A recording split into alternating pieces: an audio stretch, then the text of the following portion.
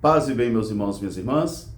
Estamos na segunda-feira, dia 20 de outubro, da 29ª semana do Tempo Comum. Hoje a família franciscana celebra 2 beatos. O primeiro beato chama-se Beato Santiago de Estrepa.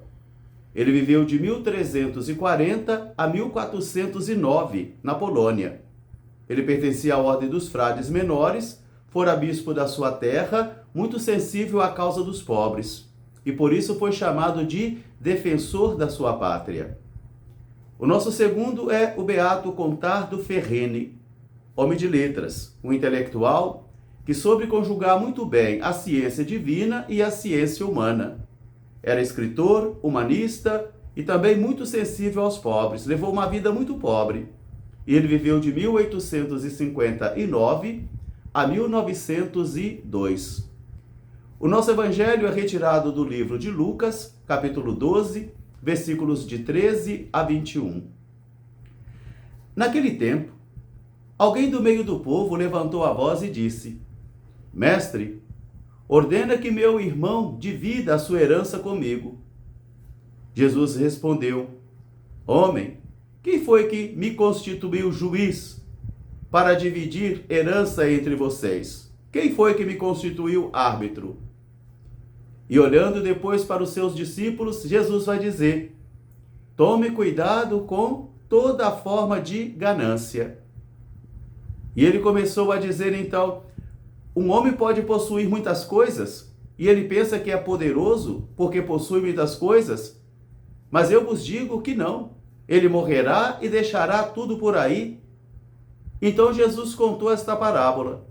Havia um homem que era muito rico, e a sua colheita produziu muito naquele ano, e ele ficou preocupado, e perguntava: o que vou fazer com toda esta colheita? Já sei o que vou fazer. Vou derrubar os meus celeiros, vou construir maiores, vou guardar o meu trigo e os meus bens, e poderei assim dizer para mim mesmo: homem, descansa, coma, aproveite, porque tu és poderoso. E uma voz veio do céu dizendo: louco, hoje mesmo te será pedido contas de tua vida, e a quem deixarás tudo o que possuis? Porque de que vale alguém ser rico aos olhos do mundo, se é pobre aos olhos de Deus? Palavra da salvação. Meus irmãos, minhas irmãs, novamente a palavra nos é servida como um pão quente que sai do coração de Jesus, porque a palavra de Jesus que sai da sua boca é fogo. E eu vim lançar fogo sobre a terra. E como eu me gostaria que esse fogo já estivesse aceso. Por isso, todas as vezes que nós nos encontramos com a palavra, se os nossos ouvidos estão atentos e se os nossos corações estão sensíveis, a palavra produz a sua missão. Ela vai aperfeiçoando o homem e a mulher de Deus, até que ele seja apto para todas as obras, como nos ensinou ontem na segunda leitura. A primeira leitura de hoje é retirada ainda da carta de São Paulo aos Romanos, onde ele está refletindo sobre a fé. E ele vai dizer: Abraão não duvidou por falta de fé. Mesmo assim, não foi a obra de Abraão que o justificou, mas foi a sua fé.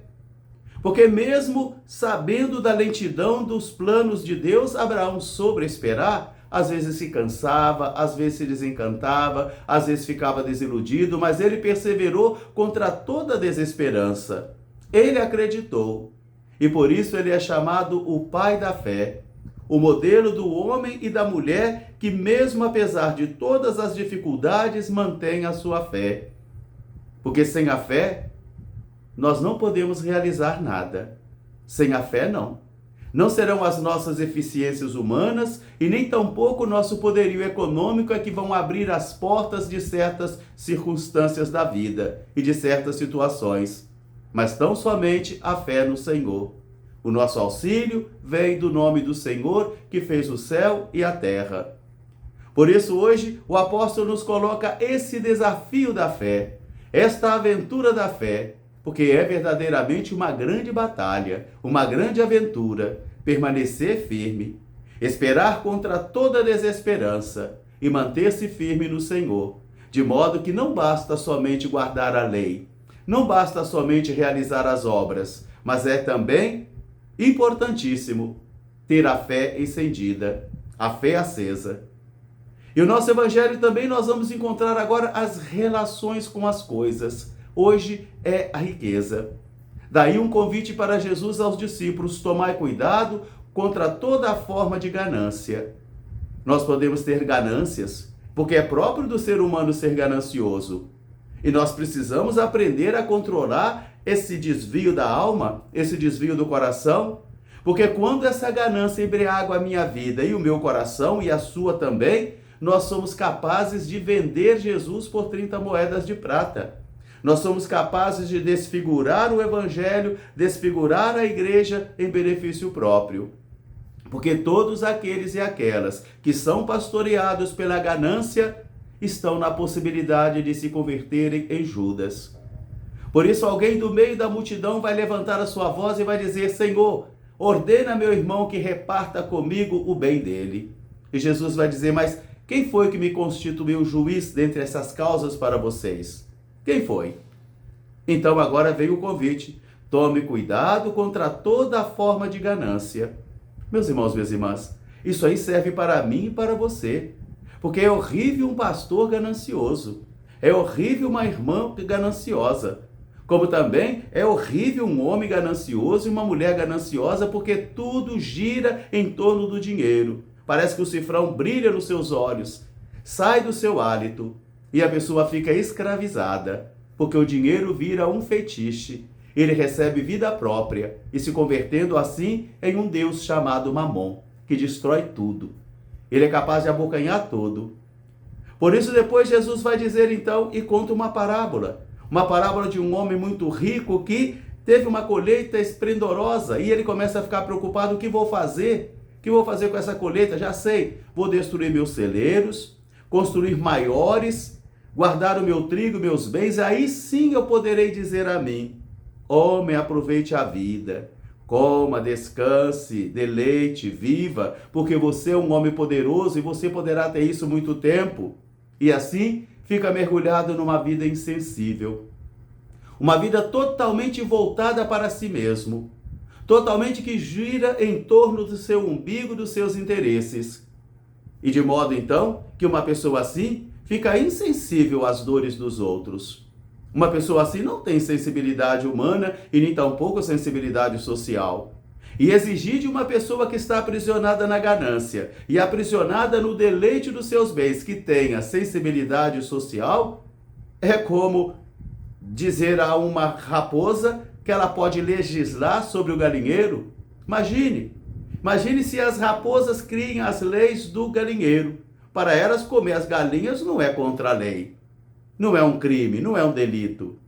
Então aqui Jesus vai dizer aos discípulos de ontem, de hoje e de amanhã: tome cuidado com toda forma de ganância.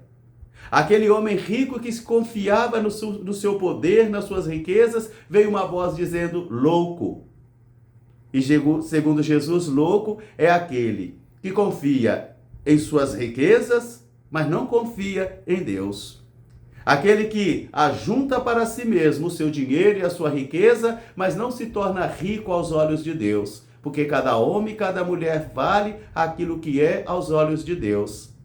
Daí então, uma grande advertência de Jesus: tome cuidado com toda forma de ganância, porque onde está seu tesouro estará também o seu coração.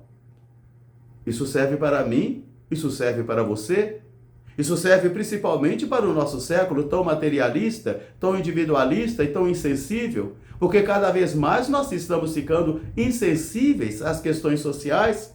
Mesmo os nossos pastores mais jovens, a vida religiosa mais jovem, muitas vezes nós constatamos uma certa insensibilidade. Uma insensibilidade porque estão embriagados com outras ganâncias.